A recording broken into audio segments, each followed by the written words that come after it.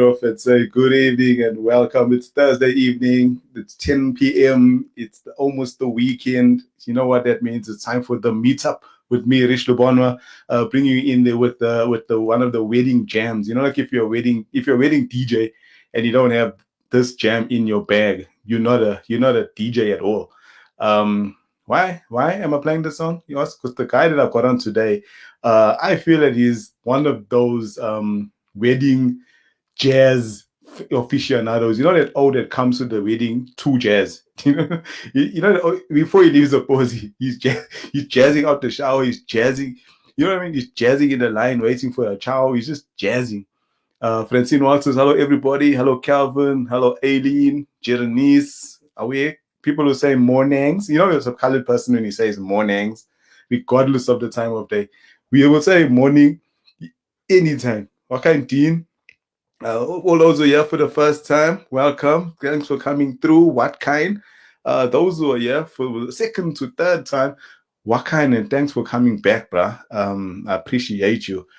So it's the weekend. What happened this week? Cyril opened the gates. Huh? He opened the gate, but he opened the gate, but now he opened the gates and he said, "Don't over Joella." Do you know what I mean? Because he like now Durban. I tell you what's changed in Durban. What kind, Theo? Ever since, because we've been in lockdown from the beginning of like the end of March, basically, and Durban has not been in lockdown at all. Durban didn't care. So now Cyril's like, I'm gonna open a thing. But now what we need to realize is the Bali opened the door. It's like, when your parents say to you, okay, you can have a party, and you immediately you think, you know what, Joella time. You know what I mean? I was walking in your posy with cases of beers. No, I was sitting. I've had those parties where I was sitting in your mother's lounge with a case of beers and his foot on the case of beers. And then the Bali comes home and he's like, "What's this here?" Then you're like, "No, his leg is sore," or you know what I mean? Let's make it excuse. Now the Bali is still, he said to us, "Listen, the gates are open, but you'll need to go out there and behave yourselves. Wear your mask. 50% of the people must come." Because now all these people that are doing shows, I see comedians are doing sold out shows. 35 seats sold out, bruh. Now it's gonna change. It's gonna be about 70. And they're shooting, and they said we must do the Jerusalem. What? Now it's it. Which president in the world is gonna come out and say, "Listen, everybody, I know it's a pandemic and whatever, but go eat at Jerusalem, go dance." You know what I mean? Go shop at toilets or go do a wash or do something. So I took some time out today, right? And I went because me, I'm not one of those. I'm not a trendy person, right? Like I promise you, I don't follow things. I've never been that person. Like I can't even properly do the electric slide. Do you know what I mean? Like I was listening, like I can't even do the electric slide properly. Jazzing, like jazzing is for me, but I try to learn how to jazz about 6 years ago. And I said to myself, you know what, bruh, you need to know your strengths, know your weaknesses. Just jazzing things not for me, right? So with that, even like all these challenges, you don't like I was saying last week, all I was doing 50 push-ups, bruh. Send me that 50 push-ups thing and watch how I delete you as a bra. I unfollow your bra. Get away. Anyone who also eating eggs and all that shit, I don't do that. Now the Jerusalem thing, I decided, you know what, let me go in. So I started going in. I went to watch today. I watched about 40 to 50 Jerusalem videos. And hey, I can tell you something, the whites. Go check their videos out, bruh. Go and see. You like the thing is because people always say, "I wear chin ups." You, yeah, bruh. Welcome, Machi. Like they always say that, like people, they say it's a misconception that white people can't dance, and like it's because it's bad, right? It's a stereotype. White people can't dance, and then colored people we stay whatever the stereotypes are. But today, when I was watching the Jerusalem thing, I was like, "Brah, no matter you are not even from South Africa, you are like this, and it's not specific. So it's people from all over the world. People are doing this Jerusalem thing. Some are doing it in their houses, some are doing it in groups, and that's how." They say the one who looks like he's keeping his legs stiff. He's keeping his legs stiff. Like I don't know how to do the thing, and I can tell you, looking at that, I can do it better than him. Like I can just stand up and do it better. Like he's doing this thing, like he's trying to clean his shoes. It's like he's walking into the house and trying to clean his shoes, and then walk somewhere else and trying to clean his shoes again. So I had an entertaining day watching the Jerusalem. So I don't know, like everybody else. I don't know if you guys have been doing the Jerusalem thing. Like I'm very excited today. I like to kill a monologue, but today I'm going to bring my man on as soon as I possibly can for the mere fact that I think we've got a lot to talk about. This guy, if you don't know by now, he's my guy, bro. We've been doing like weirdly we've been doing comedy the same amount of time. We started doing comedy the same day, but strangely, I also met him that day. It was like because I'm like a lot of people I have met that are doing comedy for the first time at gigs, whatever, and that's we just meet them. But this guy, he's becoming ingrained, bro. He's my brother now. So I'm gonna bring him on. So I'm gonna start playing sound effects. So let's make some noise for my boy all the way from the back. Let's go for wait there for sound effects.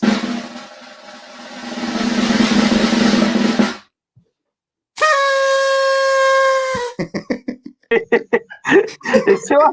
Was that the part I think?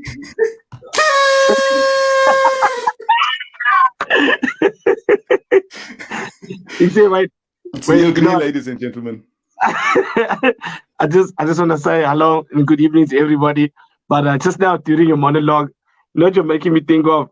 We got authorization. No one brother got a pool.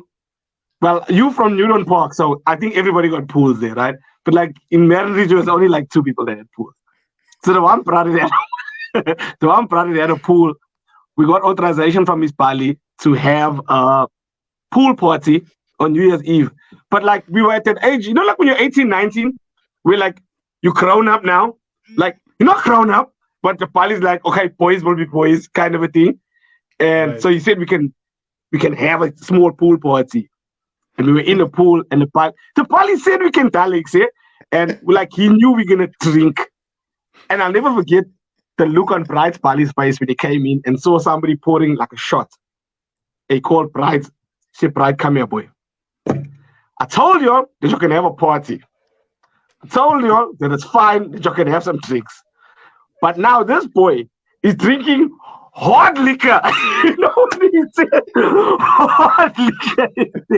Like, that's a line. I was fine with topping, but hot liquor is wild. But I could never understand that, like how they drew the line is like if you're drinking a beer, you're fine. It's the same thing. It's the long cigarettes, big beers. It's the long cigarette, yeah. It's all the same because the same. Like say I had the same thing. I thought my Pali name went to Joburg. I have no idea why I thought that. And then Maritzburg was somewhere out of town, and so my brothers came there and we had a little pool table. We had a carry-along pool table that you could go. We went everywhere in the gully. And we were there. Same day I'm talking about when the oats came in sitting in the lounge with beers. And so I go put on the crate. So I go to we always sit, right? I'm like, but we don't need to sit here today. There's no one by my house. Let's all chill there. Cool. We're chilling now. We're in the yard. We got the little pool table. We got a carom board table there. We're drinking. It's like it's a social. It's going well. And then all of a sudden, bruh, I see my parents' car coming down the road. No, we stay in the cul-de-sac, right? So nobody moves. We all we say cul-de-sac, we mean Tedian. Oh, okay. Now I'm just translating for the people out there like me. They're thrown back by your aubergine word, yeah? All right, Laka. Carry on with your aubergine word. Exactly, you got your license. You didn't. What does the sign mean? Didn't. So we're chilling. And my pali, they come down the yard, they drive in. But now we've got the garage, right? So my pali is quick thinking. So he jumps up and he opened the garage door. And then as he went as the car goes in, like my parents drive in, everyone, bruh, it's like, you know that thing where scuttling, but they all grab bottles, pin clips, guys, whatever they could find in the ground.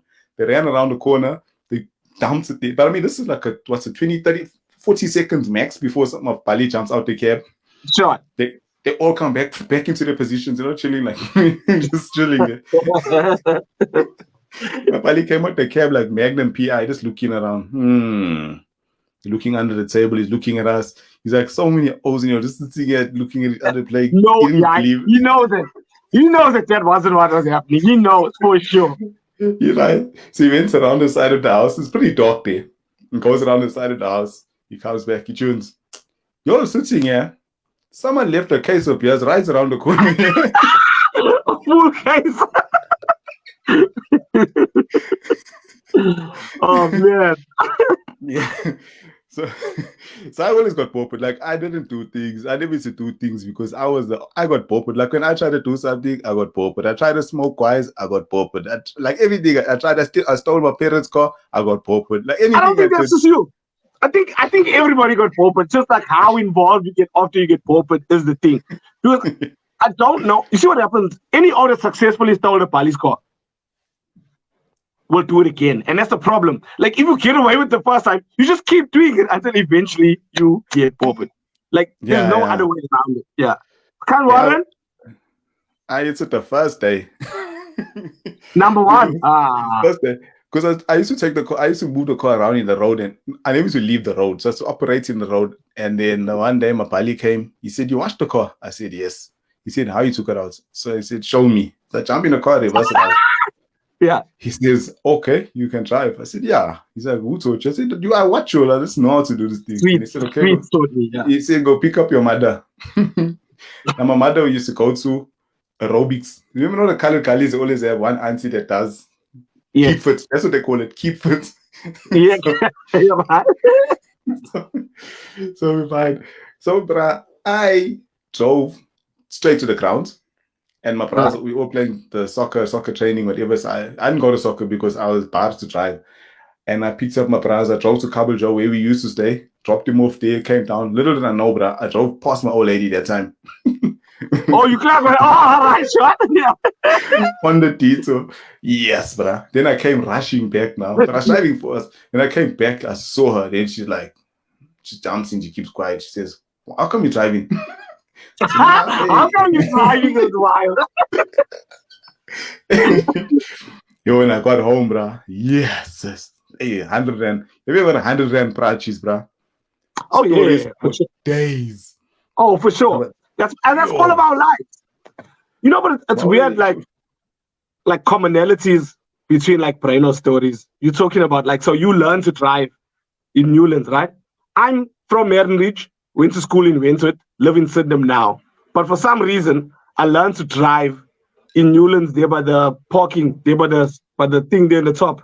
What's the called? By ShopRite.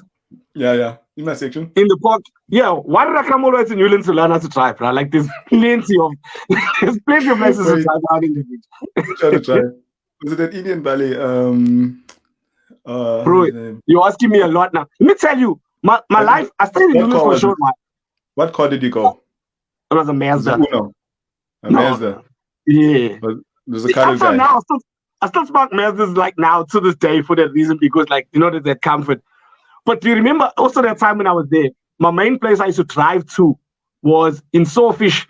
There was a place in Sawfish that used to sell beers and 4-in-1 DVDs. Do you remember? On top. Do you remember? Right. Yeah. Who was running that Cali, brother? Whoever was doing that, that was our entrepreneur right there. So you went to Nigel. Nigel taught you how to drive then? No, I never went to a school, bro. Listen here, don't bring up a story. You can see I'm trying to get away from the thing. You insisting. No, who was it? What's his name? Let's check his accreditation. You want to? I know very well who it was. I'm trying to skip past that part of the story, and you. It's the funny thing is just small persons. You used to make the old drive, so you come do parallel parking. I kid you not. So you come to the grounds, and then you must just go and do parallel parking, Kelly talking on the side, and you just sit and just hit a cream. Stares out. Yeah. Then you finish your jumping, you say, right? I also got my first tattoo in Myla Flats. Like, literally. I got my first tattoo. I was parking my bra, and he said, my bra just got out of jail, and he does tattoos. He learns in jail. Let's go dollar. So, so I said, all right, yeah. And we just vibed. And he had like a little book like that he paged through. And that was how I got my first tattoo. I Did you pull out a bangle? Stove polish. What? Yeah. But I've always wanted a jail shop. I have one. I have quite a big one as well. Like it was a work of art. All things considered. I'm not saying it's like a work of art. I'm saying considering the conditions. Yeah. how the Given the pipes were equipment, running and all that. Hey, all in all, it was not a bad job for. pipes were running is such a casual thing. It wasn't wow, but Some clean pipes. People don't know. People don't know that you're a dancer. Okay, I'm gonna get into conversation before I do. I'm gonna play a jam. Let's just kill a jam. You with that? yeah, let me What keep it genre? on. What genre you in for? I am looking for something classical, something along the lines of like Bach, Mozart, Veni, Vidi, Vici. I don't know. Yeah, I was just making up shit. I don't know. Hit me with something. Even old school, bro. You know I'm old school. Even old school, I There's understand. one for you. Yeah. Let me kill it. Cause Let can me kill it. How's it? How's cause it can for be a jam, paused. bro? Cause can be I love paused. it, bruh. Like for me, every time I think of trying to do a rap, I always end up sounding like that because I love that shit so much. You know what I'm saying? Every time I'm like, yo, my name is Richelieu, and I'm here today. I wait, what? So you can't be going to Michael T. I'm on the ring when you're on a holiday. You're gonna be there though. You're gonna. I love that shit though. Let me tell you But about this. Let me tell you about this jam, right? I used to stay when you're staying in Kabujo, our neighbor, they got speakers from a nightclub. So imagine they got the speakers from Zoom or Xanadu, whatever. So they had two like of the big boxes, like the things couldn't fit. Probably stayed in a semi-detached two-bedroom what. So right, it was basically the whole lounge. They had those two, and they had normal house speakers, like from a hi-fi type of shit. But the thing was so big, right, it stood in the passage, and the passageway was obviously the shared wall, right? And sure, every single morning at about, so we used to leave for school like 7:15, 7:45, but I used to leave for school at 8. sure. So this always to wake up. So his mother used to go to work. Jama and them. So his mother leave maybe 6, 6:15, whatever. I think as soon as his mother hit the corner down the road, bruh, you could Right. hear, that hiss of the amp. Oh, we had the 5 seconds before. Yes. Even not even no when nothing's even playing. When the thing is so loud that once you put it on, the No, whole I'm like machine is just that's the one that means that like Shinehead is coming. Like when you hear that sound, it means Shinehead is on the way. It's not long now. Yeah. bruh. And then these also just, but on every morning, this was it. It was, I want to pump a crowd. It was this, and it was Liddell Townsend every day, bruh. Excuse me, sweet thing, man. Now, my father would say, go and tell those children. My police Yeah. would say me to go tell them to put their music off. I'm like, bruh, I'm You like, are Bali. for me, I'm okay with this shit. I'm like, I'm talking about rocking, bruh. Hopper 6 in the morning, Oh, Joel beautiful. volume. Beautiful. You see, the music was so loud. We used to all play on the road, soccer and tennis, whatever. And they just Right. used to face the speaker to the door, and they played for the whole gully. Soundtracks. Yeah, you can hear the music. You come there, you cool off whole day. But they obviously knew, like, because I mean, the rig was in their posy, so like their people knew what they were getting up to. It wasn't a Yeah. surprise. But his mother's gone to work. She doesn't care. She comes home from work. It's all quiet now. It's like 5, 6, whatever. Everybody's gone home. You know what I'm saying? But Next morning. like Newlands vibes, like, as I said, I stayed in Newlands, but I stayed in Newlands like later on in my life. Like I was like 20 when I was staying in the East. And like Newlands was weird, bruh, because I'll give you an example. Like in Marion Ridge, when that Coca-Cola truck came, not the one that used to unfold the stage, like the stage used to unfold off the Coca-Cola truck, and they say yes. like a concert. Bro, when that thing happened, like everything comes to a standstill. The whole of the ridge is there. Like we just want to see what's happening. You know what I'm saying? I remember that same thing came to John Dory on the grounds there. What is that? The grounds at the bottom? It's John Dory grounds. Like, brother, Coca-Cola truck came and parked there on the other side of the thing, and the stage folded out. I think there was about 60 people there for the whole day. How many? About 60 people, like almost, like virtually no one came, bro. Me, when I saw that Coca-Cola truck, I know how that thing vibes with the thing. When that thing comes in the ridge, we sit, my man. We busting it up from here till 4 in the morning. The driver's getting held hostage and all. You can't buy nowhere. We're not clear. Newlands also was quite man. It's hard to convince Newlands. It's hard to convince people in the East, bruh. So I want to ask you a question now. So you people don't know that you're a dancer, right? Tell us about your dancing life. Which groups you're in? How long you dance for? Can you still dance? You can still kick. Yeah, and like I said, you definitely a wedding jazzer for sure. No, I'm actually not. You know how I am at the wedding? I am the older dancers for the girl songs. Like I really like girl songs, but I'm not gonna come here and try and act like I'm the old. No, Ah, hit me with but a Chakatimas and Pliers, Tease Me, Sean Paul, oh, Get Busy or Temperature. Those wind your hips numbers. And you know wind your hips numbers there. Jazzing is a bit like low key for me. Me, I'm like, oh, you know what I'm saying? I can two step, I can jazz, I can do all those ones. But me, I really Nina Sky, move your body. Ah, my friend, you don't want to see me even move your body. I am front and center. So like that's my pocket. Like that's my little vibe. But when we started dancing, I was in favor and I was dancing there. And it was like we had dance groups in the Ridge. Historically, there's always been dance groups from like everywhere, right? But there was a right. time like now dancing's out of fashion. But like when I was in school, it also like it died down. And then Alec and Scully's, Derek, Roy were doing the Harlequins thing. Oh Trevor yes, yes, Williams yes. Trevor Williams was at Obsession. He had his own competition vying on there. And like those are the two main comps. And those comps were like rolling comps that were happening all the time. No one was getting paid, but they were happening. There was prize money. No one. But like, so when those comps were happening, O's started forming dance groups again. So like there was this old, like the old god of O's that used to, like, you know, how can I put it? Forest Fire, who I mentioned earlier on. Of course. There was, from who was it from the Winsies, bro? Like there was old school O's from the Win, Two Live Crew, and like, you know, like the old dance groups. Yeah, Like the new old dance kids. groups. Yeah. So they started bringing like new crews forward. I remember there was Oz Llewellyn in them with the LBC. There was Touch Yes, from LBC. LBC, Touch and is there was from yours, Touch Kali? no, from the East, bro. Well, Touch is from the East. Touch, Kiss and Yeah, Style, Chorus they Fire. had like Touch had like 45 members at one stage, and then they trimmed down to 12. But like so, but then the Winsies like really took off because in the Ridge we had House. one group which was Avalanche, but like Rock the House, yes. But like in the Ridge, Winsies had like bro, there were so many dance groups. Like the dance groups used to change names and all. Like and Right. they add one member and change the name. Like you couldn't even keep up. So then dancing got big, and I was in favor at the time. I said, you know what? I'm gonna put my small crew together. But I come from a different dancing pedigree. Makazi Killinson Green and him and Rowley, Elifon and him. I come from the break dancing era. Yo, So me, I was serious. yes, so me, I was coming with Wild Style and Turbo and Ozone and them and all that. Oh, sure. So when we, Like MCs so when want to we, get like me. yeah.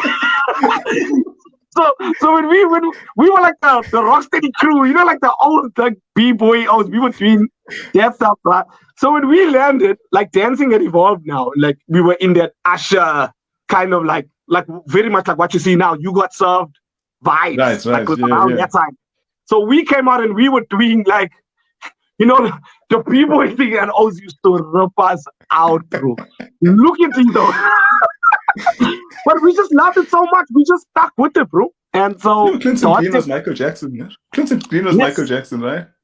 Clinton Green was and still is very much the embodiment of Michael Jackson, bro. I used to watch that and I used to be like, yes, that's dog. Yeah, the And hats with the band. Yes. And it's to get Yeah, the mistaken for the socks. knickknack band, like a span. I don't know how I was conflating those two things in their heads. Yeah. so yeah, that was my first foray into like dancing, into the entertainment world. And then after that, there, when we were dancing as the Hot Steppers, we ended up getting crafts in like. What's different? We started getting crafts in like proper gullies. Like I was a resident dancer at Cafe Vakamata at Suncoast at the Jewel at that time called 100 Points. And Right. we used to dance at ladies' nights at Reform on a Tuesday. Me and Bryce used to dance at ladies' nights. We were like, not strippers. Let's not call it that. But your shirts used to just fall off sometimes. No shirts. No, not busy with shirts. Listen, no busy with shirts. Come out in a young track pants. No shirt. That's stripper. That's a stripper. Yeah, no, but not a Carl stripper. Tanga, you know the Tanga. You remember your bits about popping balloons? I think that's an experience that you lived That's through. a real story, bro. That really happened. Okuven that time at Reform tuned us. Hey, once of the aunties that come here to ladies' night are not happy with your Tanga situation. They want to see like I want to say Carl, oh, they want to see you, Carl. I was like, Coops, we're not doing that. So he hired like a Witzel. And his Witzel said, bro, we will never forget the sheer energy of this Witzel that arrived there. Because now me and the other dancer, my price now, right? We fascinated because we want to see this O's in a vibe like Carl. We want to see this O's in a vibe, Carl. Now we've never seen this yet. And my man came out, and he came out oiled up and all. He was a short, like muscular, short. And he came out. My man say, I think his music was playing for about 8 to 10 seconds. Chuku, chuku, chuku, you know, like those vibes, chuku, chuku. My man say shine ding dong, my friend. You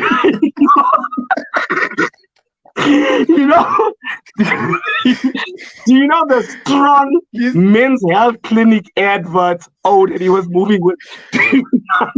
Please tell me he was popping balloons with his penis. That's bro, the rigidity involved. Like I was very.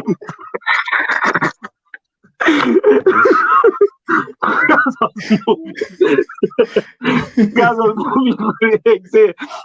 Bro, I've never laughed so much in my life. The aunties was like, that's what they wanted. They were like, yo, these other two brainers that's dancing here, they're not facing nothing.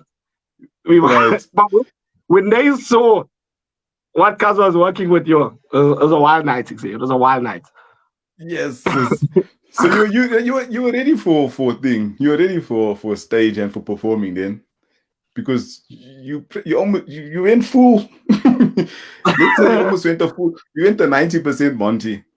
Tanga, yeah, Tanga, yeah, that was the one. I can't imagine that shit, bro. I can never imagine that shit. Because dance proper, like, bro. We did like the launch of like a James Bond movie. We could like when movies would come out, they would like book us, like how we get booked to do corporates and all now. Sure. We would like dance at like proper things, bro. Like we were recruited into like cricket things, you know, like you know those people, those wild people that dance at the crickets and all that. Yeah. And then, like for example, so you dance at the cinema. Yeah, like there would be like like in the pavilion. They have like what they call it, like a center court, like a promotional thing.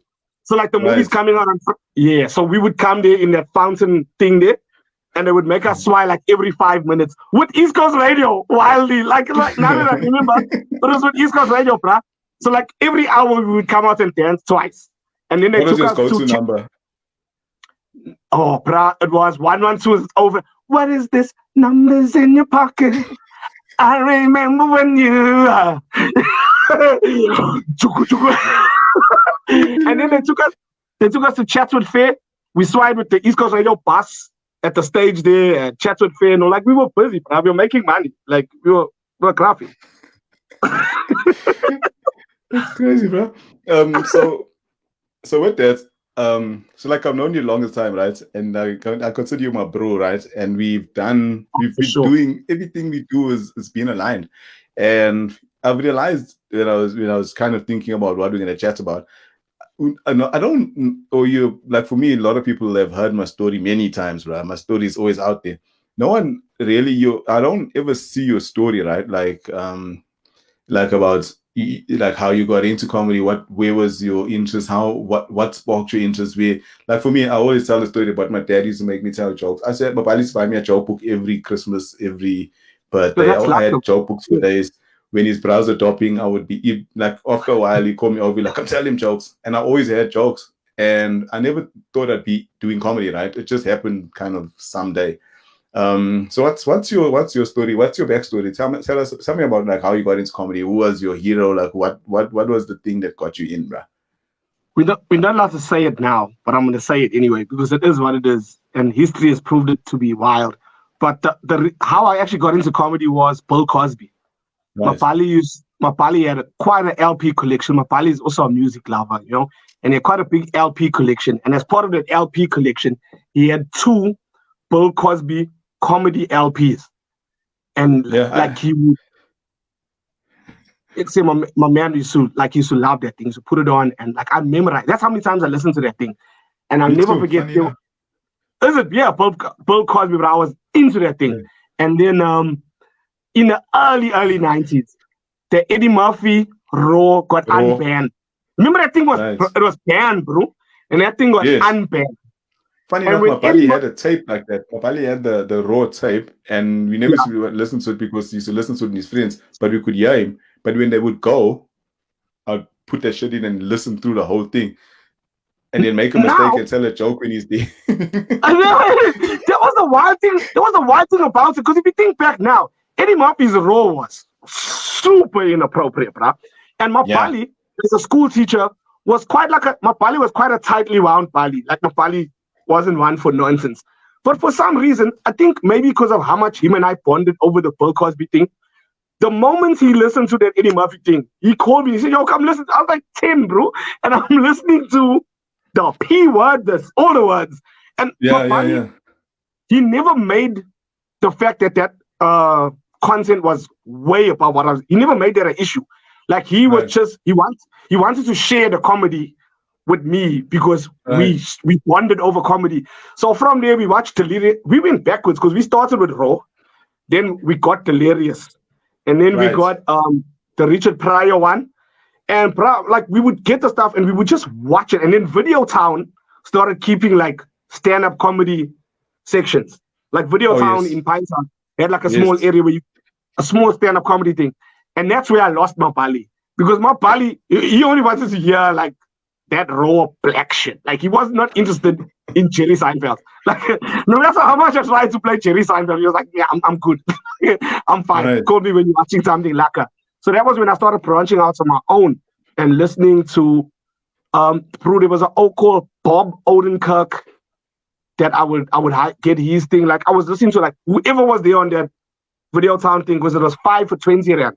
You could hire Okay. So, 5 videos for 20. so So you were that's how I attracted to got the into English style.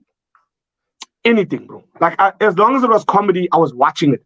And you know, like early Lee Evans, early what's this, Mr. Beano, Rowan Atkinson. Okay, I Oh don't yes. care for that now, but I'm saying Right. like I was watching O's do like physical comedy, and I was watching him do like the different interpretations of what comedy was. I would literally just watch whatever it was, bro. There's things like Red Fox, yeah, bro. Like I was just Yeah. there was another old Bali too. I can't think of his name, bro. Oh, if that thing was comedy, I was watching it. And Right. that's how I got interested in comedy. And I told my friend's sister, Alicia Porter, I told her, hey, I'm going to be a comedian one day. And at the time when I told her that, I must have been about 12, 13, like I was a lighty. Really? Yeah, bro. And she phoned me now recently, and like now, and she said, hey, Neil, do you remember the time you told me that you're going to be a comedian? She said, at the time when you told me that, like, I didn't know properly what a stand-up comedian was. And for Right. me, for all my dreams of becoming a stand-up comedian, people don't know this here. Bro, there was no comedy. Like there was no Yeah. way you could be a stand-up comedian. Stand-up comedy was something that was exclusively reserved for white people. For Mark TV. Banks Yeah. and Mel Miller Yeah. and John Flismus and all those O's in the space, they were doing shows at the Tropicana Hotel and like Right. in Atlas Blancas gullies. Like there was, you Right. understand what I'm saying? But when we And for started, there me, was no space. Actually, we started it when we started. There was nowhere to play. Absolutely nowhere to play. not at all. That's why me and you, like our third gig we ever did was at the Playhouse. Like Trevor Noah and all of there, bro. Like, like we didn't even know what comedy. We were quite shit at comedy at the time, but they were just booking us because there was nobody else, bro. Like we were just figuring this thing out. Like we were learning the craft and doing the craft at the same time. It was so rock and roll, bro. And It but was. at the time, but this was after Pure Monati. Because Pure Manati show for me was the moment Yeah. where I went, look, bruh, he's always really tailoring this thing.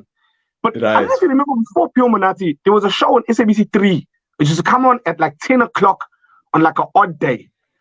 And I remember watching Wackhead Simpson and Cokie Falco again, Yes. like all white people. They used to do skits. You're right. They used to do skits. Yeah. I remember that thing. It used to be late at Honestly, night. I would never be able to remember it. It was. It was filmed like in a shoddy way. Like it was the camera work Yeah. wasn't great. They were just figuring it out. Was choppy. And again, it was like no racial undertone, but it was like all white people, like I was doing like Right. that kind of thing. And then I remember saw that thing. Cut Squanrad was one of the first O's I saw like on TV as well, like around that time. And I was like, like, and then Pure Monati. When Pure Monati hit, bro, like all of a sudden it was our people. Like Yeah. even like the content that they were doing, bruh. For me, it Right. was a watershed moment. Like Right. I can remember those skits so clearly, bruh. Like I was wild, bro. And then I went to watch Mark Lottery. Like I was just like Indians all came to watch. I came to perform at the Playhouse, and I went to watch Mark Lottery, and I remember being so excited. And I sat down, and again, like there was no colored people watching this thing with me at that time. Yeah. It was like all white people. And Mark Lottery started doing that character, the auntie that's a cashier. Auntie Mo. Right. And he started the show with that. And I sat there and I felt so uncomfortable, bruh, because this was making us like a cake here in the front. And all Yeah. these people that I'm sitting with are like elbowing one another, going, yo, bro, that's how they are. That's how. And bro, I walked out.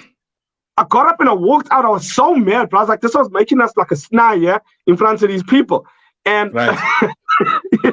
and now, I'm going to tell you something now. Mark Lutting is by far the most, he said that always reinvented himself in such a, that was a genius. He's a comedic genius, but that's how that I have so much love and respect for now for his Right. craft. That was incredible. But like, I hated it all for about 10 years, bro.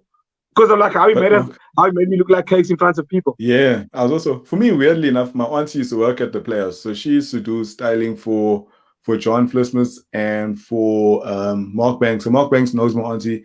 So I used to go to the Players when I Right. was like 15 and watch Sure. John. That's when I used to watch John and Banks. That was my, and I didn't really follow up other things like my Bali used to have, like you're saying, Red Fox. As I got to finals, yeah, I listened to them on the off since I got the Red Fox, the Bill Cosby. I've got them all, yeah, bro.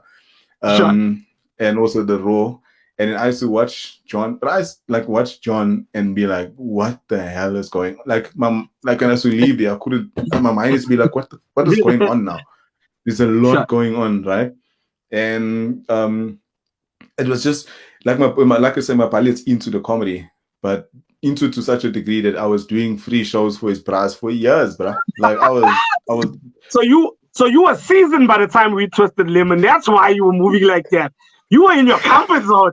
You see, my pal used to literally just call me and say, "Come here." I was like, "What?" He's like, "Tell him a joke." I'm like, "So there's two guys. One guy is this guy said that, and this guy said that." And like, then they all laugh. Then I'm like, "Okay, sharp." And like, one Sure. more, and I just keep going, and I had jokes for days. Like I even used to compete and say, if you try and tell me a joke, I know the joke. Like the premise of the Okay, joke, sure. I would know it because I've read all these, like so many, those books, 1,000 bar jokes, jokes for the toilet, Right. jokes for teenagers. But I had all that shit, and I used to devour that thing, bruh. So that's when it came to teasing people. I was also kind of half prepared, Sure. and because I already had premises in my mind. But I'm a pro, and I used to do shows by Posey. That's crazy. Like on the side of our house, we used to make everyone chill there, and then we'll go stand in the dark, and then we used to do these scenes where we like, okay, you watch like scenes from a movie, right? And you So just like be like, okay, improv. cool. You were literally doing Yeah. improv at the time. Yeah. Yeah, if you do scenes from a movie, so we're like, okay, cool. Remember in the movie, the guy says this, yo, and the other guy says that, and so you that guy, I'm this guy, cool. Then we both go around the house. You go around the house, you come from left stage, I'll come from right stage, and you'll just meet and you'll do a scene and you'll just walk off and we'll come again, you'll do another. And you'll do that for hours, bruh. Because you weren't allowed to play on the road. Like that's what we used to do, dog. Yeah, so that's why you were so much better than me. Like, first show, bruh. Like, I've been busy dancing in a tanga for menopausal ladies. Like, I was not ready for comedy, and then there you and Tella were busy like putting on full blown shows all the time. Tell me, so tell me what's your I was gonna play music and stuff, but I feel we don't have time for that. So what's your writing style? I'm a very prepared written opera. Like I'm deep. I haven't done it for a while. Actually, I must get back into it. But me, like when it comes to like Showtime and when it comes to like, especially the Laughing Stock era, was kind of where I perfected my technique of writing. I know that's when I started, but like that's kept me well, like from that time, right? Like I would come up with a concept, the idea would hit, but then I'd take that idea and I would sit and I would try and write it out, like paragraph style. Right. Like I'm writing a story. And then when I write it like a story, I used to like take that and then make points, like just like 5 points from what the story is and then squash the story out. So now what I got is I got 5 points that are like the bare bones of the story that I've written.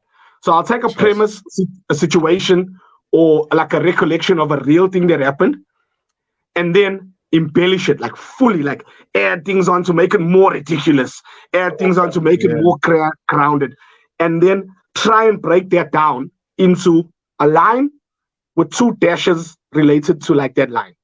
So that Right. whole like 5-minute thing must just be 3 points there. And then I Right. go out Right. and I tell the story. And for me, it's different because let me tell you something. Like, there's lots of people that have probably watched me done comedy. If you came and watched me doing comedy once, I don't know if I would be in your favorite comedian thing. Like, if other people told you, how's that? Oh, you would say that was a bit shit. Because me, I will give up 3 months of my life where I say for this next 3 months, I'm only trying these new jokes out. And for me, bro, I'll go to when the circuit was thriving. I will go to these places where like I've built up a name for myself and go on stage for 15 minutes and just be trying out new jokes. And sometimes I'm be real with you, it goes horribly, bro. But like, and that's where the stubbornness comes in. Because I'll do the joke, yeah. Okay, the joke was shit. No, like it was a disaster. But then I'm gonna take that same joke now. If I did it at Bad Sensor and it never hits at Bad Sensor, I'm not writing it off. I'm taking this joke and I'm gonna vie now to Hillcrest and I'm gonna do the jokes there again. Right. And then even after I can't do it there, I'm gonna take it and I'm gonna go now to Sibaya and do it there. And if it fails at all 3 of those places, I'm like, this is a shit joke. It's weird. Klar, Yeah. end of Yeah. story, it's a shit joke. Give it up. But It's all the sometimes, same. Like, just do you doing know that new. Glenwood Bakery gag? The Right. first time I did it was at the Pumpkin Theater in Belito. Right. And it bombed, bro. Like it didn't work at all in any way. It was very embarrassing. And it's worse when it's a long joke. You know when you do like a short joke and you can just bail on it and just go. But now I'm trying to like tell this whole long story and it was a disaster. And I left it for the end of my set. And like I left the stage and I was like, okay, that didn't work. Then I went somewhere else and I did it and you're flop, bro. That's And I one was of doing I don't serve cakes. I don't serve cakes. Ye- Yeah. Is yes. I right. did it. I think it was at a thing in Phoenix. I did the joke there and it never hits again, bro. And I was at Braino's at the Pet. And I had it written down there in my notes. But you know, you get into like that like greediness of when the night's going lacquer. You know, like when the night's going lacquer, I got it lined up there to do it. And I thought, hey, I can't do this joke, bro. Like, this thing is gonna take me out. Like, also gonna like they're on side with me now. I'm gonna do this joke and it's gonna go left. You're gonna lose. And You're gonna lose it. I just took a flyer, bro, and I did it. And yo, it hit. And then it's like every time I did that joke after that, I did it again at Carvin's thing. At the next time I did it, I even remember Carvin's thing at Garden Court. Yo, Oh yeah. it smoked it over there. And then I went to Josie's. And when I did it in Josie's, it was Matinga. Yes, Matinga came to me and he gave me like a thing. He said, hey, with this parts of here, do this, bro. And that's how a joke grows. And that's how a joke is written. I write it down and then I just graph it. Like I graph these jokes, bro. And it gets ugly sometimes because it doesn't always. I'm kind of the same, but I'm weird because I do like I'm more comfortable doing new bits in front of people. Like I write, like you're saying, I jot, and then I jump up and do it. But strangely though, when it works, I just go, okay, sharp, that's a good joke, it's gonna work, and then it sits somewhere like for forever, bro. Then I'll be looking because sometimes you're like, oh shit, I'm gonna play this room, then I can't do it, and I want to be, and then I look through my book and I start weeding out all the bits, and then I get new page. That's how I end up with new stuff. Is that I try it, it works, I leave it. You know what I mean? I try it works, I leave it. I don't even break it. I work while I'm working. If it works or if it doesn't work, I'm gonna do it again a minimum of 2 times. But the truth is, like some of the really like the best ones, like the ones that my favorites, I have to do it like 12, 15 times before it's in that sweet spot of the add-ons and the color and the spice and like all the little things around it. So, but it gets weird, like, and like for example, the last Brainers at the Pet that we did, like I'm gonna be real with you. You I hate fucking it. died. No, bro, I died. Like I'm telling you, I died proper, and I was so mad because I died the first night. So I was like, nah, I'm coming back the next night. I'm gonna do those same jokes again. And I did it in the second night, and it didn't craft again. And like you have to take it that it just Yeah. didn't go your way. And then, but then like you feel like you let the people down because like that's my people, bro. but so, but you know what that is though? It's because now I'm going to Brenos at the bat to try out material. Whereas Right. before there was the Winston, there was Amsterdam, there was all these other places where I would craft the material. So that by the Right. time I hit it at Brenos at the bat, it's live. And that's the thing that we need to do to look after our industry, because you Joburg Yeah. based, huh? And in Right. Joburg, you'll have rooms similar to like you have club rooms. Brenos at the bat as an entity became a place like where it's trusted and people know there's gonna be good comedy there. You get what I'm saying? So you can't be Yeah. coming there and workshopping the jokes there. Like it's not a workshopping room. Brenos at the bat is a Yeah. lovely room where if you got them on side, you can play with concepts and you can Yeah. freestyle. But I That's feel your Brainers. authentic. Yeah, but I feel that they Brainers at the best specifically. Mm. For us, we have it's a home game. Do you know what I mean? Yeah. Like I always want the visitors to be nervous when they see us out there because for me, I don't panic about Brainers at the bat because it's different because I play like you're saying I'm playing Joburg. When I come to Dubs, I feel like finally I can tune. I can say, Yeah. hey, what kind of the old and the thing and what kind of so like that part of my performance, I don't get to do it in Joburg, right? I have to Right. speak. Yeah. Sure. I get to and I can tune, I can flex, I can do whatever. So I don't panic I panic a lot. Yeah. But when it's like okay, go time. When it's go time, I change my whole mindset is like okay, nothing. I'm focused on just being in these people's comes. You know what I mean? They Yeah. must. Sure. I don't want to get involved. So I was gonna ask you about dying because you know that dying is a thing. What's your worst death that you can remember? Definitely the first time. No, actually, the first time doesn't count. I'll tell you why the first time doesn't count. Like I was expecting to, and like now when always come to me and talk to me about comedy, I tell them if you're gonna do comedy, just know that your first couple of times are not necessarily gonna be great, and that's all Right. part of getting to know yourself comfortably on stage. So for me, the worst deaths are the ones where Brenner's at the bat, bro. Like I've died at Brenner's at the bats, and I've died at the bat center another time. I've died at Brenner's at the bats, I would say twice. And those ones hurt. It's because Right. you know what it is? You know why it hurts there? It's because you got pedigree here. Like the O's know me here. You get what I'm saying? Right. Yeah. So like if I'm Cool. Yeah. You leave uh, sad. oh bro, you leave sad. It's like, I had these ones lined up for you. Like you're my people, I had it lined up for you. And then I got there and the material just wasn't polished, or it just wasn't right, or something on my energy was off. Because Yeah, at the but end of the I've had those days. Even as the host, sometimes when I left there and I leave there, I'm like, yes, bro.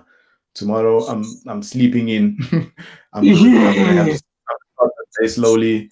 I'm gonna have a proper lunch. You know what I mean? I'm yeah. going to go. I'm going strong. I'm looking at my notes. I'm thinking about what happened. I don't know because it just didn't feel like how it's supposed to feel.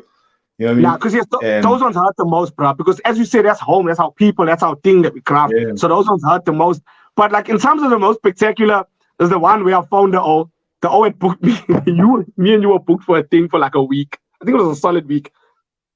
And I went to the first night and I died proper. And I went to the second night and I died proper. And the third night I was shaving. I said, no. I phoned the O. I told him, hey, listen here. Am I coming to the show tonight? And what you mean? I said, I am not coming to your show tonight. And he said, you can't do that. Your name is on the poster. I told him, why you never tell the people my name is on the poster? Because I've been there for 2 days now and I've died for 2 days in a row. Like those don't yeah. care that I'm there or I'm not there. You No one missed is the gonna turning come to point. you. No one's gonna come to you after the show tonight and go, what happened? That guy's Neil Green's name was on the poster and he never picked up. Yo, that day when I was saving my plaque. Remember that show? Do you remember that show that Tibai? I think it was for Lotus FM or something. Yeah. You just Or some celebration of theirs. My man, when you come out, and I'll never forget, bro. When you come out and you say, right, I'm opening here. with flames. I only got 7 minutes. I got no time to play with you.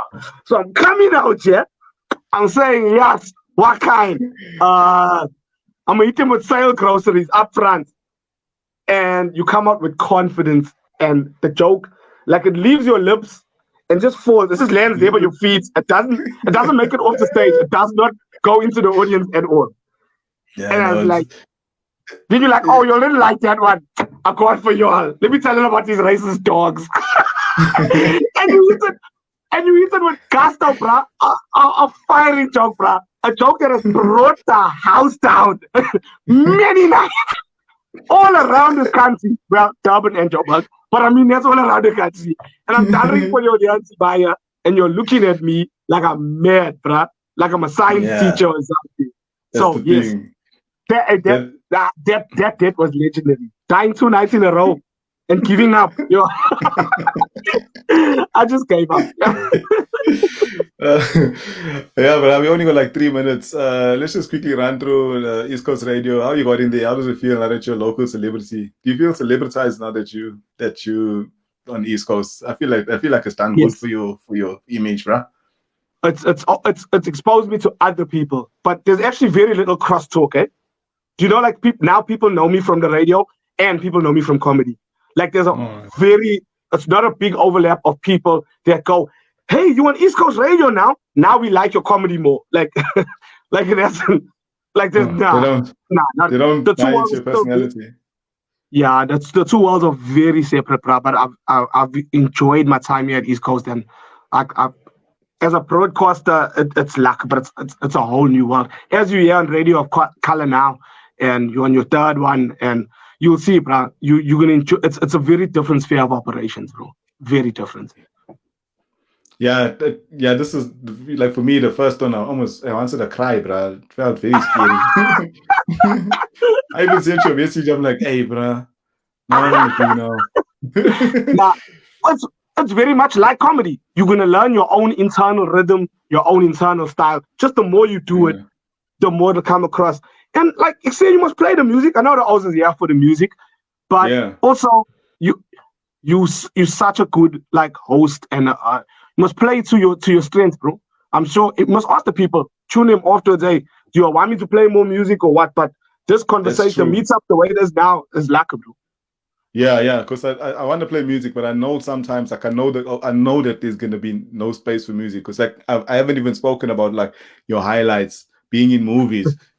Like there's a lot that we haven't even touched, bruh. And not movies. I was in the sequels of Blue Crush 2 and another feature. Let's not act like I was in movies, bro. That's movies, bro. Bad Boys 3. People launch it on YouTube and they call it a movie. That's a proper movie, bro. I don't do that. Yeah, but we have to say goodnight though. I didn't even get to play a proper jam. I wanted to play a few. But it's cool though. Good night. Thanks everybody for tuning in. Sienna, no, I said that I'm gonna chat with you, but then I just realized that we wouldn't have had time. Cider, see you all soon. Elizabeth, Bronwyn, Seacod, Jerenice, Andrea, Theo, shot my man, Ashley. Thank you all for tuning in. I'll be back next week Thursday at 10 p.m. with the meetup. Let me play the sound effect just to get you guys.